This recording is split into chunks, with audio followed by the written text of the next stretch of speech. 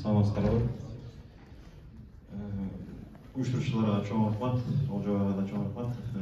Олжобайга биз бир өтүндүк элек да, биз Көчөгө артында эле иш алып берсек кандай болот десек, биздин сөз кыскасы чыгасын депчи. Анан адамзаты ошонсо да өз ой пикирибизди айтканга аракет кылалы. Адамзаты пайда болгондон кийин анын жашоо турмушу пайда болуп, ага параллелдүү түрдө сөз пайда болду. Ошол турмушту жашоону чагылдырыш үчүн адабият пайда болду да. Адабиятты өнүктүп, адамдын эстетикасын калыптандырыш үчүн адабийсин ошол учурдан тартып өнүгүп өсүп келет да. Ар бир мезгилде анандай өнүгүүгө, өзгөрүүгө дагы дуушар болду. Маселен, өткөн кылымдарда мезгилдүү басма сөздүн пайда болушу менен адабийсин дагы жайылышы форма мазмунунан бери өзгөрдү. Жана азыркы учурда 3-миң жылдын алгачкы жылдарында адабийсин дагы бир жаңы тепкичке көтөрүлө алды деп айтсак болот да. Жаңы технологиялардын, анын ичинде социалдык тармактардын пайда болушу менен, адабияттын электрондошушу менен адабийсин дагы бир жаңы нукка түштү десек болот да. Ушул фондон алып караганда биз дагы ушул социалдык тармактар, тагы айтканда Facebook аркылуу Оркеш жана Туразым аят борборунда чыгып жаткан адабий чыгармаларды, аңгемелерге, котормолорго биз өзүбүздүн пикирибизди билдирип турдук да. Муну азыркы фон катмары кандай кабыл алат? Бирок көпчүлүгү жагымдуу кабыл алды деп айтсак болот да. Мисалы үчүн өткөн кылымдын жазуучулары бири-бирине каттарын ар бирин чакан сын макала катары кабылдасак, анда азыркы жазылып аткан комментарийлерди баардыгы эмес, бирок көпчүлүгүн адабий сын катары мен үчүн караганга эсептегенге болбойт деген суроону берейин. Сындын бүгүнкү күндөгү ролу кандай? Сындын бүгүнкү күндөгү ролу сөзсүз түрдө сын болобу заманга жараша, талапка, шартка жараша жибеттешип, мамилдешип өзгөрүп келет да. Ролу ар бир автордун өзүнүн бара турган жолун, артында кетирген кемчиликтерин түздөп, канат бутагын жосулап турганга эң чоң шарт түзө турган курал десек болот. Рахмат. Сынчыга сын айтуу деле бул бир топ эркти, өткүрлүктү талап кылат деп ойлоймун. Муну айтып жатканымдын себеби беделдүү сынчы Болотбек Таштаналиевдин Кыргыз ыры рух духтун өлбөс өчпөстүгүнүн далили деген адабий обзордук сын макаласына Залкарбек мырза каршы сын пикирин жазды. Ата журт поэтикалык образ сынчыга сын деген макаласын жазды. Ага көп өтпөй эле Болотбек Таштаналиев агай жооп берди. Айрым ойлорун, жүйөлүү ойлорун кабыл алганын, айрымдарына каршы чыкканын айтты. Бул адабий процесс үчүн абдан жакшы көрүнүш. Залкарбек мырза, айтсаңыз, адабий сын заманбап адабий процесс үчүн кандай мааниге ээ? Саламатсыздарбы? Мен негизи мени адабий сынчы деп Олжобай агай болбой эле тааныштырып, мен адабиятка азын-аулак кызыгып жүргөн адам катары бүгүнкү адабий сын жөнүндө өзүмдүн ойлорумду айтып кетейин деп турам. Ошо адабияттын бүгүнкү абалы чынында эле абдан ылдыйкы төмөнкү деңгээлге түшүп кетти деп баарыбыз эле айтып келебиз. Анын түрдүү, объективдүү, субъективдүү себептерин дагы келип атабыз. Албетте бүгүнкү турмушта адамдарыбыздын руханий дүйнөгө караганда материалдык дүйнөнү, материалдык байлыкты жогору коюп алганын айтып келебиз да. Эми бүгүнкү заман агымы дагы информация технологиялык доордун келиши менен информация заманында бул маселе дагы да тереңдеди да. Окурмандар эмне китеп окубай калды? Окурмандар китеп окубай калды деген стереотипти колдон келишинче талкалаганга аракет кылып атабыз. Окурмандар эмнени окуп атышат деген суроо келди да магачы. Окурмандардын көпчүлүк бөлүгү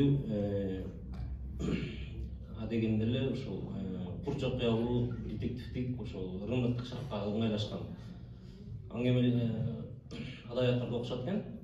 Ал эми экинчи бөлүгү болсо бул диний адабияттарды, диний китептерди окушат. Үчүнчү бөлүгү болсо бул бизнес адабияттардын, мотивациялык китептерди окушат экен да. Жыйынтыгында окурмандын китеп текчесинде көркөм, чыныгы эстетикалык талаптарга жооп бере турган, чыныгы адабият дейт турган китептерге орун жок болуп калып атат да. Демек бул турмуш шарты ушуга ылайыкташып.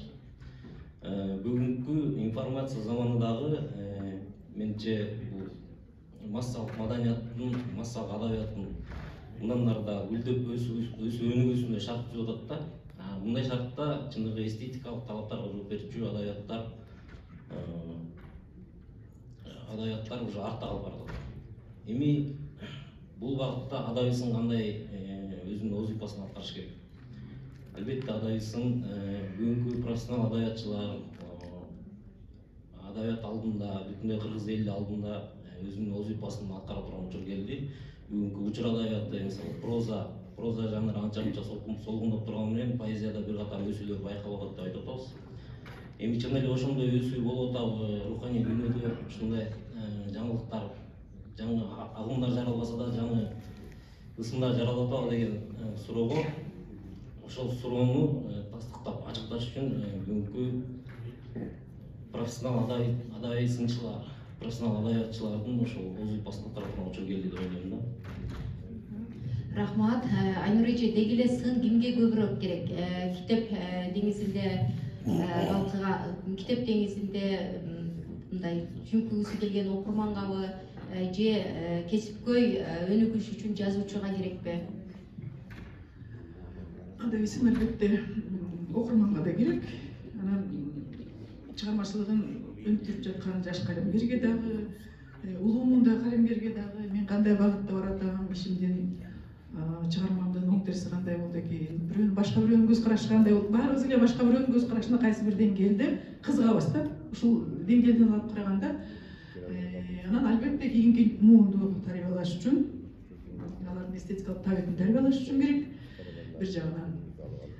Анан эми эски тажрыйбанын баарын четке кагып салганга да болбойт. Адабий сын багытында сөз жүрүп калганда азыркы адабий процесс кандай жүрүп атат, анан адабий сынга мамилеси кандай деген маселеге келе турган болсок, өзүңөр билесиңер, тиги советтик учурда, эми аны такыр унутуп, такыр жарабайт деп салганга болбойт. Советтик учурда өзүңүздөр билесиздер, китеп чыгарыш үчүн акын, жазуучу, прозаик, драматург кимиси болбосун, эгерде китеп түрүндө басмага алып барса, аны редактор менен иштешет сөз түрдө, андан сырткары тажрыйбасы бар адис тажрыйбалуу жазуучуга же бир адис адабиятчыга берип рецензия жазышканда, рецензия бул адабий сындын негизги бир формасы болуп эсептелет да. Же гезитке чыгарса деле ошондой. Анан ал гезитке чыгыш үчүн да, китепке чыгыш үчүн да кайсы бир деңгээлде бир убакыт өтөт да. Чыгарманын жазылган күндөн жарыяланган күнүнө чейин кандайдыр бир электен өтөт. Жакшыбы, жаманбы, редактордун көз алдынан, рецензенттин көз алдынан өтөт дегенде, азыр эми кандай болуп атат?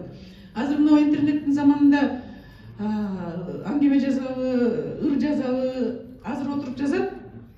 Балким эртеңге чейин чыдап турушу мүмкүн.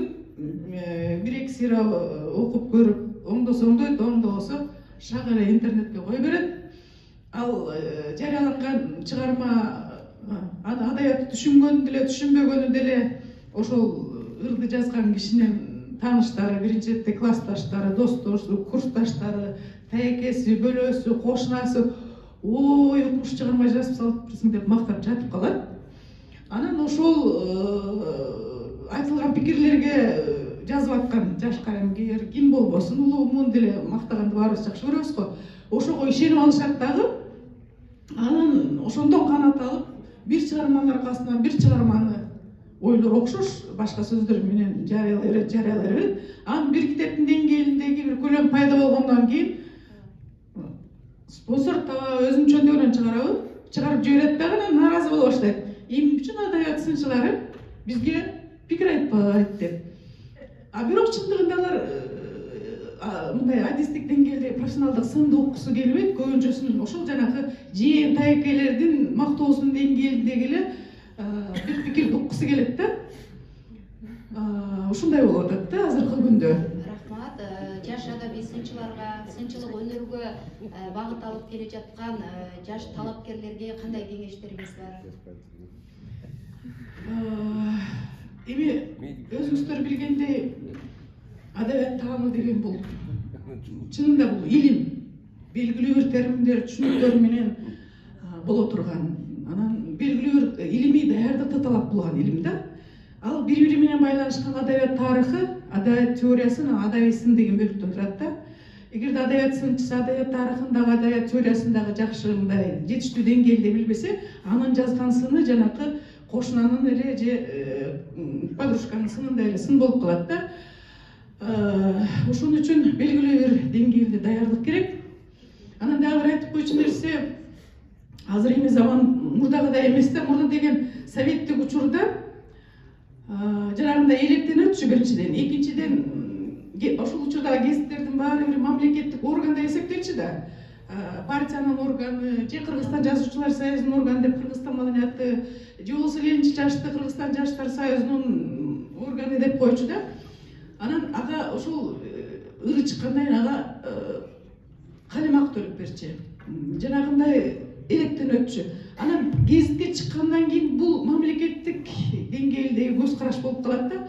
Ага сынчы эгерде пикир айтса, ал толук укуктуу да. Жанагындай электен өткөндөн кийин рецензия сөзүн укпаса, редактордун элегинен өтсө, анан мамлекет бекер чыгарып берип атса, андан сырткары калемак төлөп атса, ошондой болчу да. Анан азыркы күндө эми демократиянын заманы деп калбадыкпы? Түшүнүк такыр башка болуп калды да. Азыр кээде мындай да дүйнөлүк эмени искусствого карата мамилени карай турган болсок, азыр мен ушундайча көрүп турам. Мен ушундай түшүнөм дүйнөнү деп коюшум мүмкүн да. Эми ага мен аз калды, 1 минутталык гана убактыбыз калыптыр. Жолдош агай, азыркы учурда окурмандардын китептерге, чыгармаларга окурмандардын пикирлерин сурамжылаган популярдуу китеп блогтору, түрдүү сайттар жана Facebook'тагы топторго мамилеңиз кандай? Алар адабий сындын кандайдыр бир суррогаты болуп калбай элеби? Саламаттарга.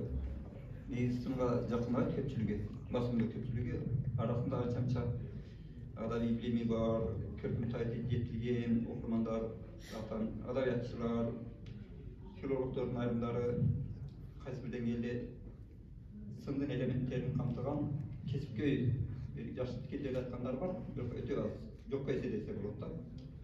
Мен азыр эми атайын даярданганда бир макала жазган, ошол мерекелик тезисин келтирейин. Адабий сындын табияты бул боюнча даярдаңыз. Ошол сындын табияты, сындын негизи эмне үчүн керек деп азыр Айнура белгилеп коюп атат. Башкача Бизде мындай болуп калды да, жолдош Олжобай агай тынымсыз программаларды алмаштырып, адамдарды киргизип, анан эртең менен дароо даярданышым керек болуп калды. Ошон үчүн кээ бирлериңизге кечирип коюңуз, кээ бирлериңизге алдын ала суроолорду берип коюптур, байкашымча. Айнура өзүнчө мен айтпайм, чактарын айтты. Мен болсо башка Жакшы болот агай. Анан ал ошол сайтынан окуп ал бир нерсени айтат, сынга болгон. Жакыныраак алсаңыз. Кесип болду. Ошол мен бир эле ошол тезисти айтып коеюн, эме макаладагы камтылган кеңири айтып буюрса аракет кылам. Сынга болгон мамиле, окурмандардын мамилеси өзүнчө, анан жазуучулар, мен жазуучу авторлордун мамилеси жөнүндө айтсам, адабиятта илгертен өткөн кылымда, андан мурунку кылымдардан бери келе аткан бир жакшы сөз бар. Сындын сыны көркөм сөз дейт да. Сынга макул болгондор өтө көп болот, нааразы болгондор, андан таарынгандар көп болот. Анан негизи эле өзүнүн чындыгын, көркөм чындыгын билген, өзүнө ишенген авторлор көбүнчө эч качан кайшы айтпайт. Мында каргылашып отурбайт. Сен ким элең, андай деп отурбайт. Анан аны менен өзүнүкүн далилдеп талаш тартышка полемика чыкпайт дагы. Унчукпай эле койот. Ал чыгармасы кайсы бир убакыт саат келгенде өзүнүн окурмандары аркылуу эле далилдеп коет да өзүнүн экендигин. Анан экинчи жолу болсо андан да мыкты чыгарма жасап болот ошол. Анан калган жагын текстте окуyorsunuz. Рахмат. Бизге камсыз эскертип кетсек, азыр адабий сындын сапатка таасири деген талкуубузга спикерлерибиз жаш адабий сынчы Котормочу Эрмек Шороков, акын жаш адабий сынчы Залкарбек Назарматов, филология илимдеринин доктору Айнура Кадырмамбетова, адабиятчы сынчы Жолдош Турдубаев болду. Залдан суроолоруңуздар болсо